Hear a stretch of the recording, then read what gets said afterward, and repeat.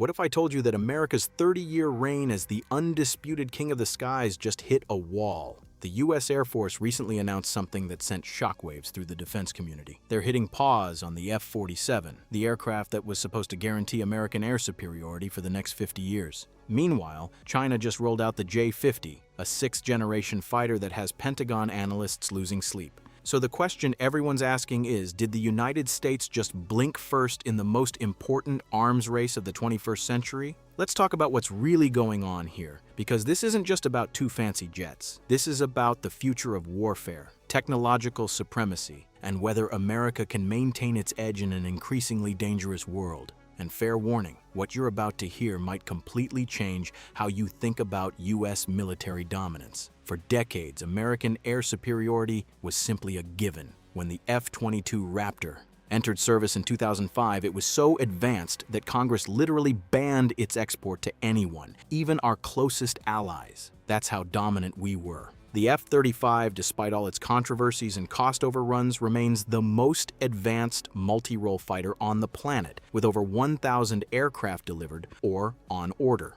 Our adversaries weren't even playing the same game. But something fundamental has shifted, and the F-47 situation is the canary in the coal mine. The F-47 program was conceived as the ultimate expression of sixth-generation fighter technology. We're talking about an aircraft designed to operate in contested environments that would shred fifth-generation fighters like the F-22 or F-35. The requirements were insane. This wasn't just supposed to be stealthy. It needed to dominate the electromagnetic spectrum, coordinate swarms of autonomous drones, engage threats from hundreds of miles away, and adapt to new missions through software updates like your iPhone. The Air Force wanted an aircraft so advanced it would make everything obsolete overnight. But here's where it gets interesting. The projected cost for the F-47 program ballooned to somewhere between $200 and $300 billion. Yes, you heard that right. That's roughly the GDP of a medium-sized country just for one aircraft program. Each individual F-47 was estimated to cost potentially $300 million or more. To put that in perspective, an F-35 costs about $80 million. An F-22 cost roughly $150 million when accounting for development. The F-47 was going to cost twice as much as the most expensive fighter we've ever built, and the Air Force was looking at needing potentially hundreds of them. Then in early 2025, the Air Force dropped a bombshell. They announced a fundamental restructuring of the entire program. Instead of committing to one ultra-expensive superfighter, they're now talking about a family of systems, spreading capabilities across multiple platforms, some manned, some unmanned. They're essentially admitting that the original vision, while technologically possible, might not be strategically smart or financially viable. This isn't a minor course correction. This is the Pentagon pumping the brakes on what was supposed to be the crown jewel of American air power. Now contrast that with what's happening on the other side of the Pacific. China unveiled the J-50 in late 2024, and it caught everyone off guard. Not because anyone doubted China could build advanced aircraft, they've been steadily closing the gap for years, but because of how quickly they went from concept to flying prototype. Western intelligence agencies estimated China was at least 5 to 10 years behind the US in sixth-generation fighter technology. The J-50 suggests that estimate was wildly optimistic. What we know about the J-50 is limited, but what we do know is concerning if you're sitting in the Pentagon. The aircraft features a tailless configuration, which is a hallmark of advanced stealth design. It reportedly incorporates adaptive cycle engines, the same cutting-edge propulsion technology the US has been developing for years. There's evidence it's designed for optionally manned operations, meaning it can fly with or without a pilot, depending on the mission, and perhaps, most importantly, China didn't announce this program and then spend a decade debating it. They just built it. Here's what really matters, though. China isn't constrained by the same factors that are forcing the US to reconsider the F-47. Their defense industrial base operates under completely different rules. They don't have to justify every dollar to Congress. They don't have competing contractors fighting over contracts. They don't have the same transparency requirements or public accountability. When the Chinese Communist Party decides something is a priority, resources flow. It's not necessarily a better system. It has its own massive inefficiencies and problems, but it allows for rapid development when they want it. The Chinese defense budget has grown by roughly 7 to 8% annually for the past 2 decades. They're now spending an estimated $230 to $300 billion per year on defense. though many analysts believe the real number is significantly higher because of how they categorize certain expenses. More importantly, they're spending it strategically. While the U.S. maintains a global military presence with bases in dozens of countries, fighting commitments in multiple regions, and a vast legacy force to maintain, China is laser-focused on the Pacific. They're building capabilities specifically designed to counter American strengths in their backyard. Now you might be thinking, wait, doesn't the U.S. still have the best pilots, the best training, actual combat experience? That's exactly the right question to ask. Here's why it might not matter as much as you think. So let's address the elephant in the room. Did the U.S. just lose air dominance? The honest answer is more complicated than a simple yes or no. American air superiority today remains unmatched. The combination of F-22s, F-35s, advanced drones, airborne early warning aircraft, aerial refueling capabilities,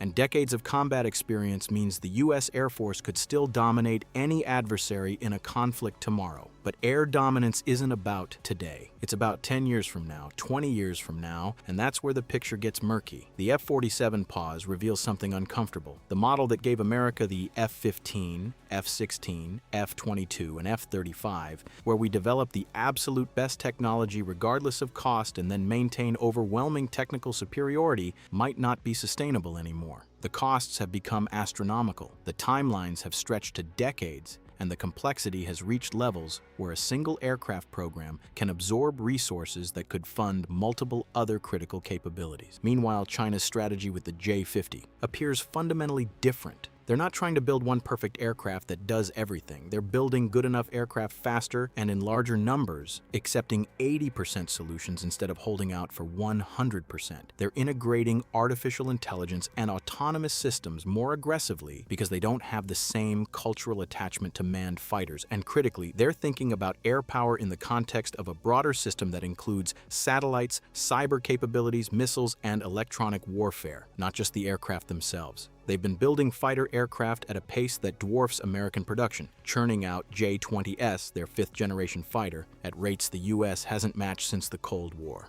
This gets to a deeper issue. The question isn't really whether the F-47 is better than the J-50 or vice versa. The question is whether traditional air superiority, the ability to control the skies with manned fighters, even matters in the same way it used to. Modern air defense systems have become incredibly capable. China has invested heavily in integrated air defense networks that make it extremely dangerous for any aircraft, no matter how stealthy, to operate near their borders. Long-range precision missiles can strike targets from thousands of miles away without ever entering contested airspace. Autonomous drones can be built cheaply enough that losing them isn't catastrophic. And here's the industrial reality that keeps strategists up at night. Modern fighter aircraft require massive logistics chains, spare parts, specialized maintenance, software updates. The F-35, for all its capabilities, has had persistent readiness issues because the supply chain and maintenance programs are nightmarishly complex. In a prolonged Pacific conflict, attrition wouldn't just come from combat losses. It would come from aircraft waiting for parts or software fixes. The U.S. has about 180 F-22s, most aging and maintenance-intensive, and over 600 F-35s spread across the globe. If the J-50 enters production at the speeds China achieved with the J-20, the numbers game starts looking very different. Simpler, more numerous aircraft that are easier to maintain suddenly become strategically attractive. Now, the U.S. isn't sitting still. The decision to restructure the F-47 program isn't surrender. It might actually be a smarter approach. The Air Force is now talking about collaborative combat aircraft, essentially loyal wingman drones that can fly alongside manned fighters. These would be significantly cheaper than a manned sixth-generation fighter, potentially $20 to $30 million each instead of $300 million. You could afford to lose them. You could build them in large numbers. You could update them more frequently as technology improves. A single manned F-47 or advanced F-35 variant could control a squad of these autonomous aircraft, multiplying its effectiveness without multiplying cost linearly. There's also the technology maturation issue. Some of the capabilities envisioned for the original F-47 simply aren't ready yet. Adaptive cycle engines are still being perfected. Advanced thermal management systems for directed energy weapons need more development. The artificial intelligence required for true multi-domain operations is evolving rapidly.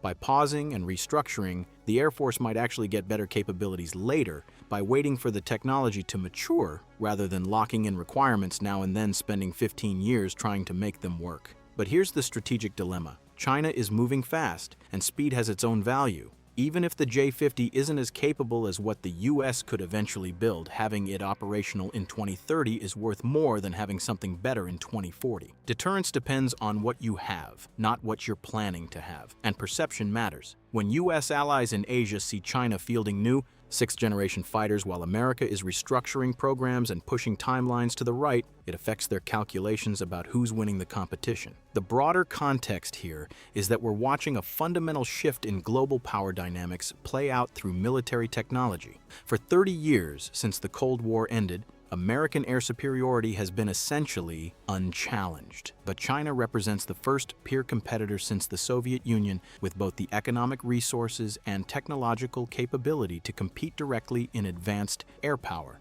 And unlike the Soviet Union, they have a much stronger economic foundation. The F-47 versus J-50 situation is really a proxy for this bigger question. Can the United States maintain technological military superiority using the same approaches that worked during the Cold War and post-Cold War period? Or does the changing nature of technology, the rise of a true peer competitor, and the economic realities of defense spending in the 21st century require a fundamentally different approach? The pause on the F-47 suggests that at least some people in the Pentagon are questioning the old model. So what does this mean going forward? Honestly, we're in uncharted territory. The US hasn't faced a true peer military competitor in the air domain since the Soviet Union collapsed. We've had 30-plus years of basically unchallenged air superiority. An entire generation of military leaders has never had to think about what happens when you can't just assume you'll control the skies. That's changing. And the F-47 restructuring is part of that mental shift. The worst-case scenario is that the US gets stuck in analysis paralysis, endlessly studying options and restructuring programs while China just keeps building and fielding new capabilities. The best-case scenario is that this forces a necessary innovation in how America thinks about air power, leading to more flexible, affordable, and actually more effective capabilities than the original F-47 vision. Which path we're on probably won't be clear for another 5 years. What's certain is that the era of unquestioned American air dominance is ending, if it hasn't ended already. That doesn't mean the US Air Force isn't still the most capable in the world. It absolutely is, but the gap is closing. And for the first time in decades, there's a real question about whether it will keep closing or whether the US can open it back up. The F-47 decision will be studied for decades as either the moment America smartly adapted to new realities or the moment we lost our edge while trying to be too clever. Only time will tell which history gets written.